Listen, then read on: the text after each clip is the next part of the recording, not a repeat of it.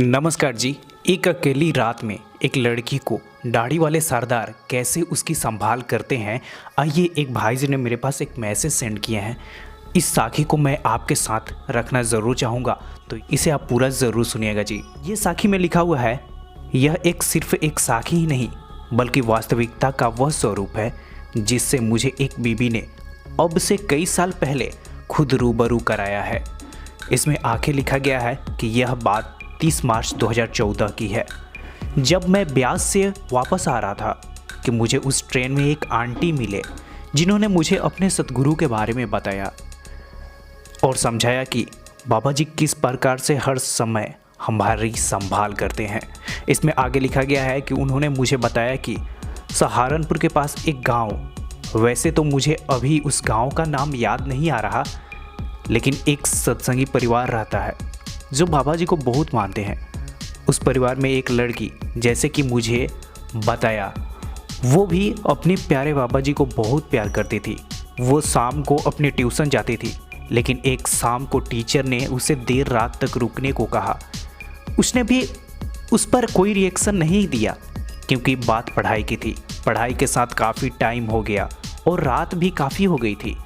जब वह अपने ट्यूशन से घर के लिए चली तो वो पैदल पैदल जाने लगी। रात का वक्त था, इसलिए वह बच्ची थोड़ी डर भी रही थी, लेकिन जब बात प्यार, विश्वास और श्रद्धा की भी हो तो उसकी जुबान पर सबसे पहले अपने प्यारे सतगुरु का ही नाम आता है।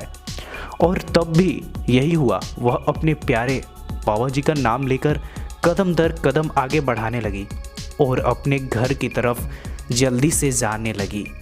इसमें आगे लिखा गया है, थोड़ी दूर पर ही जाने के बाद उसने एक ऑटो वाले को देखा जो कि उसकी ही ओर आ रहा था, जो कि जल्दी ही उसके पास आकर रुका और कहने लगा, तुम इतनी रात को अकेले कहाँ जा रही हो?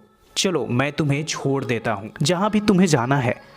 लेकिन उस बच्ची ने उस ऑटो वाले भाई को मना कर दिया और कहा कि मैं खुद अपने आप ही चली जाऊंगी। ऑटो वाले ने उसे फिर से जाने के लिए कहा। इस पर वो लड़की थोड़ा डरने भी लगी क्योंकि वहाँ रास्ते में कोई भी नहीं था, वो रास्ता भी सुनसान था। एक तो रात का समय और फिर उसी रात में उसका अकेले हो जाना, यह भी डर का समय था। इसमें आगे लिखा गया है कि ऑटो वाले ने अपने ऑटो में बिठाया और उसके बताए रास्ते में चलने लगा।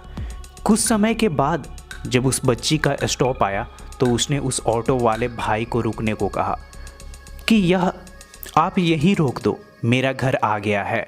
और उसने एक सवारी के हिसाब से पैसे उस ऑटो वाले को देने लगी। इस बात पर वह ऑटो वाला नाराज़ हो गया और कहने लगा कि ये गलत है, एक तो रात का वक्त है, ऊपर से आप इतने कम पैसे दे रही हो, अगर ज़्यादा नहीं देने तो कम से कम दो सवारी का तो किराया दे दो। इस पर लड़की को निराशा हुआ कि मैं अकेला ही आई हूँ, आप 2 सवारी का क्यों मांग रहे हैं? इस पर ऑटो वाला कहने लगा कि बेटा, एक तो आप वहाँ से 2 लोग आए हो, ऊपर से किराया कम भी दे रही हो, बिल्कुल गलत है। आपके साथ जो ये दाढ़ी वाला सरदार है, इनका किराया कौन देगा? और मैं कोई मूर्ख नहीं हूँ जो रात में 2 सवारी को लेकर जाऊँ और किराया 1 सवारी का लूँ। आप दोनों किराए देना होगा आपको।